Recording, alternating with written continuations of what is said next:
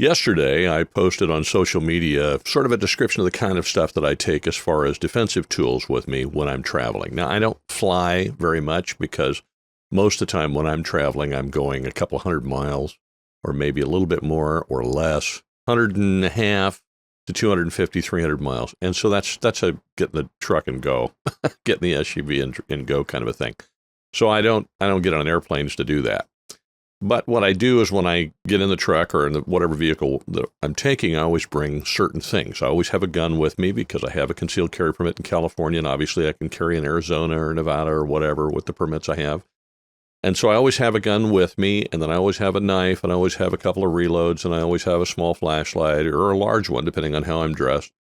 And so I'll always have some basic equipment on my person, which I carry every day. It's my everyday carry stuff. I do that every day, even when I'm in California.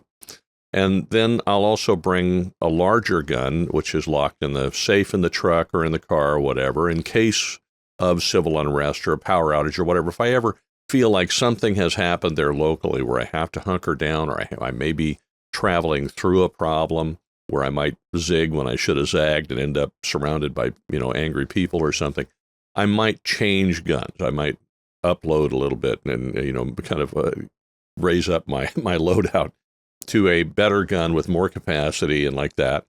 And then I also take body armor and other stuff. And so, all the stuff that you would need that you might want to take with you. And I'm not going to get into the boring details of all of that. But since you're driving your own vehicle, you got the room, why not put some stuff in there? Well, one of the questions I got because I put in the list the fact that I have body armor is why body armor? That was one question.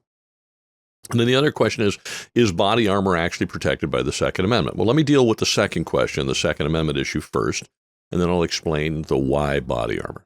So first of all, yes, armor is protected by the Second Amendment. It is considered an arm. It's an ancillary thing. It is an arm, and you'll find in various court decisions where it is either referred to or discussed, and armor is indeed a protected arm.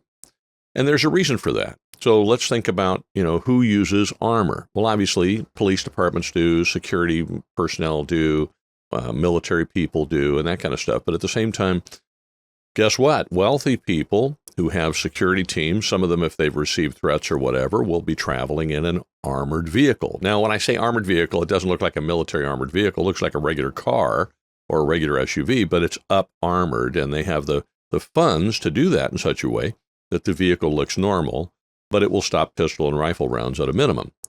So when you see, I'm just going to pick a random rich person here, I'll say Elon Musk, although Elon has said absolutely nothing negative that I know of about the Second Amendment or about armor. But when you see him travel, and what does he do? He travels with a security team. He gets in his car, and one of his cars, I don't know whether it's armored or not. I have no idea, but it might be. Certainly he can afford to do that. And he has the wherewithal to hire a security team. And he should have one. Anybody who is that public and also has opinions that people love or hate should be concerned about their personal security and make sure that they take care of it to the degree that they can and their budget will allow.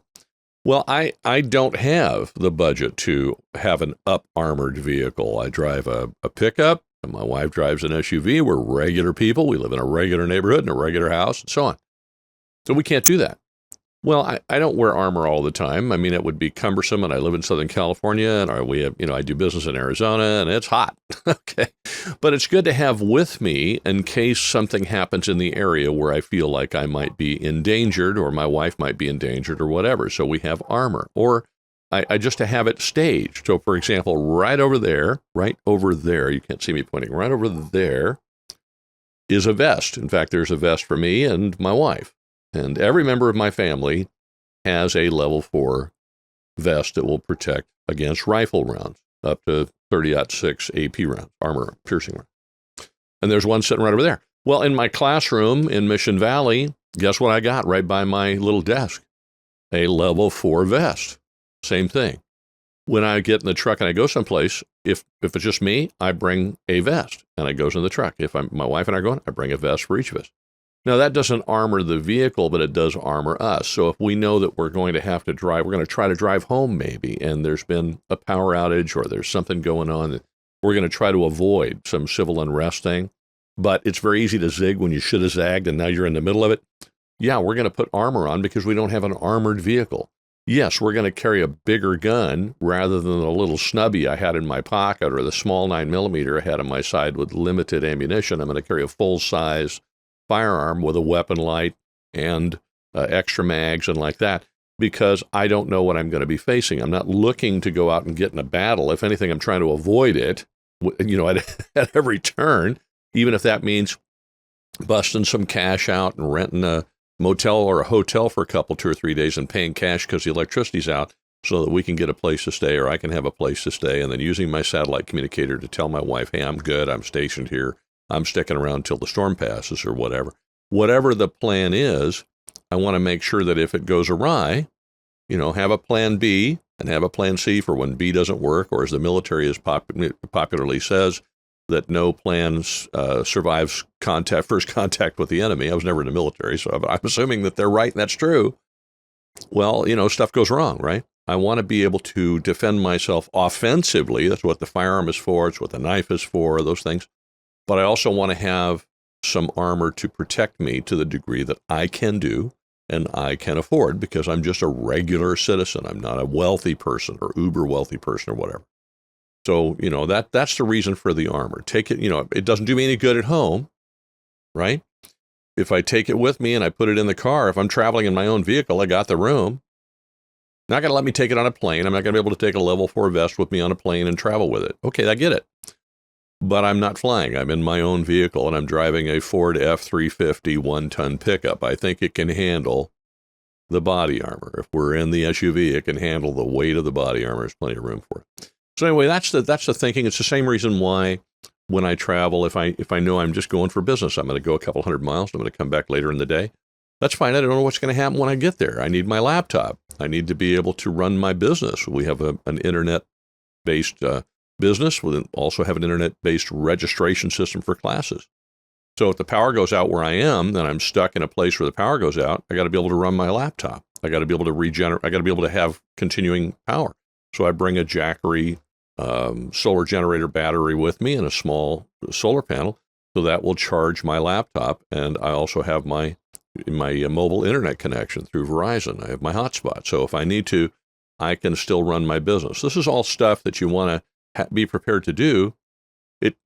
And people ask me, how long does it take to do that? Well, I don't know. It's all staged, right? I got it. I know I do that every time. So maybe it takes me an extra 10 minutes to take that stuff, it's all put where it belongs. I mean, a place for everything and everything in its place, right? And you grab that and it's all charged and ready to go. You grab it and you put it in the vehicle. If it's ready to go and you know what you normally take with you and that's all set aside, it takes minutes, literally 5 minutes, maybe 10 if you're taking your time. It takes minutes to grab that and put it in the place in the vehicle where you normally place it. And then you go out there and get in the vehicle and go.